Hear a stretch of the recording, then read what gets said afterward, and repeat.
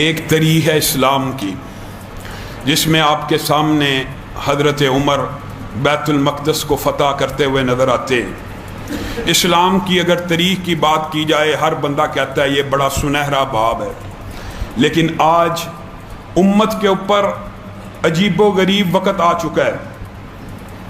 آج ہمارے ملک کے حکمرانوں نے یہ اعلان کیا ہے کہ پوری پاکستانی قوم 30 منٹ بعد اخباروں میں اور میڈیا کے اندر 5 منٹ جتنے بھی منٹ ہے کھڑی ہو جائے، اپنی اپنی جگہ سے نکل کر باہر نکلے، کشمیریوں کے ساتھ اظہار یکجہتی کرے۔ اچھی بات ہے، کشمیریوں کے ساتھ اظہار یکجہتی کرنی چاہیے، اس میں کسی قسم کا کوئی اعتراض نہیں، لیکن بھائیو صدق کے دل سے بتاؤ کیا یہ کام حکمرانوں کا ہوتا ہے کہ اپوزیشن کا؟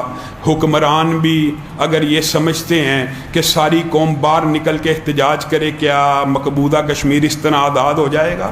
کیا میں اور آپ 30 منٹ باہر کھڑے ہوں، اگر تو اپوزیشن ہو حکمرانوں کے اوپر پریشر ڈال رہی ہو کہ آگے بڑھو، لڑو، نکلو، جہاد کرو، پھر تو کوئی بات بنتی ہے کہ سڑکوں کے اوپر احتجاج ہو رہا ہے، حکمرانوں کے خلاف، حکمرانوں کو انگیخت کیا جا رہا ہے، حکمرانوں سے مطالبہ کیا جا رہا ہے، حکمرانوں سے درخواست کی جا رہی ہے کہ جہاد کا پرچم اٹھاؤ۔ لیکن جب خود حکمران جن کے ہاتھ میں اختیار ہے، جو کام کر سکتے ہیں، جو سپریم کمانڈر ہیں ملک کے، اگر وہی یہی کہنا شروع کر دیں کہ اب کشمیر کا مسئلہ ایسے حل ہوگا، باہر 30 منٹ کھڑے ہو جاتے ہیں۔ اللہ کی قسم 30 منٹ کی کیا بات کرتے ہو تم؟ 30 دن کھڑے ہونے کا کہو اگر کشمیر اس طرح آزاد ہوگا۔ لاکھوں کروڑوں محب وطن اور دین کے طلبہ لاکھوں کی تعداد میں سڑکوں پہ کھڑے ہونے کے لیے تیار ہیں۔ کیا اس طرح آزاد ہوگا کشمیر؟ اس طرح آزاد نہیں ہوگا۔ اللہ کی قسم آزاد ہونے کا وہی نسخہ ہے جس طرح عمر نے کروایا، جس طرح صلاح الدین ایوبی نے کروایا، اور صلاح الدین ایوبی کس وقت یاد آ گئے۔ خدا کی قسم کتنی خوشی کا دن تھا۔ بیت المقدس جب فتح ہوا نا تو سلطان صلاح الدین ایوبی کی آنکھوں میں پانی تھا۔ اس نے کہا بیت المقدس کے چاروں طرف کھڑے ہو کے اذانیں دینا شروع کرو، اذانیں دینا شروع کرو۔ پورے علاقے میں کوئی مسلمان ایسا نہ رہ جائے جس کو ان اذانوں کی آواز نہ آئے اور نماز کے لیے حاضر نہ ہو۔ جس وقت صلاح الدین ایوبی نے بیت المقدس کے چاروں طرف مؤذنوں کو کھڑا کیا، کتنا خوبصورت وہ لمحہ ہوگا۔ اور مورخین نے اللہ کی قسم اس جملے کو پتہ کیسے قید کیا؟ کہا جس وقت مؤذن نے بیت المقدس کے ارد گرد کھڑے ہو کے اللہ اکبر کہا، اللہ اکبر کہا، اس وقت مسلمانوں کی خوشی کا عالم یہ تھا کہ خوشی سے ان کے کلیجے پھٹ جاتے۔ جہاد کی برکت یہ ہوتی ہے کہ جب اذانیں دی جائیں مسلمانوں کے کلیجے خوشیوں سے پھٹ جائیں کہ یہ غاصبانہ قبضہ آج ختم ہو گیا۔ آپ ہمیں کہتے ہیں 30 منٹ کے لیے باہر کھڑے ہو جائیں، کشمیر آزاد ہو جائے گا؟ اس طرح کشمیر آزاد نہیں ہوگا۔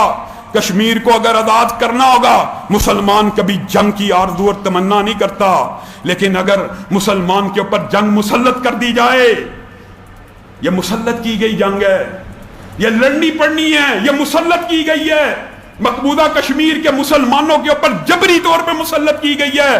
اللہ کی قسم نبی کریم صلی اللہ علیہ وسلم نے کہا مسلمان جنگ کی آرزو مت کرے، لیکن جب جنگ ہو جائے تو پھر پیٹھ نہ پھیرے۔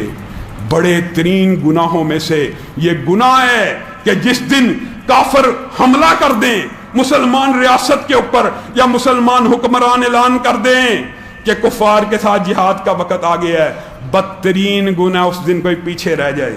بدترین گناہ ان گناہوں میں سے ہے جو کبائر میں سے ہے، جو ہلاک کر دینے والے۔ آج مسلمان حکمران ہماری اس درخواست اور التجا کے اوپر غور کریں۔ ہم آپ کو بلا وجہ جنگیں لڑنے کا نہیں کہتے۔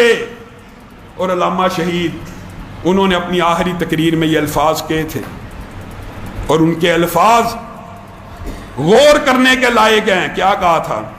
یہ جو مگ بنائے ہیں، یہ جو مراج بنائے ہیں، F-16 بنائے ہیں، F-16 بھی ہیں، مگ بھی ہیں، مراج بھی ہیں، لڑتے نہیں۔ یہ کس لیے بنائے ہیں؟ یہ اپنے آپ کو فتح کرنے کے لیے بنائے ہیں، اپنی ہی عوام کو بار بار فتح کرنے کے لیے۔ یہ علامہ شہید کے الفاظ تھے، ان کے اوپر حکمرانوں کو غور کرنا چاہیے۔ اللہ معاف کرے ہم آپ کو جارحیت کا نہیں کہہ رہے، ہم تو آپ کو دفاع کا کہہ رہے ہیں کہ مسلمانوں کے دفاع کے لیے آپ کو ان کا ہر طرح کی مدد، چاہے پراکسی وار کرنی ہو، چاہے کسی بھی طریقے سے جنگ لڑنی ہو، لیکن اب حکمران ہو کے کم از کم اپوزیشن والے کام نہ کریں کہ قوم باہر نکل آئے احتجاج کے لیے کھڑی ہو جائے۔ یہ کام اپوزیشن کرے تو دیب دیتا ہے، حکمرانوں کو عملی قدم اٹھائیں۔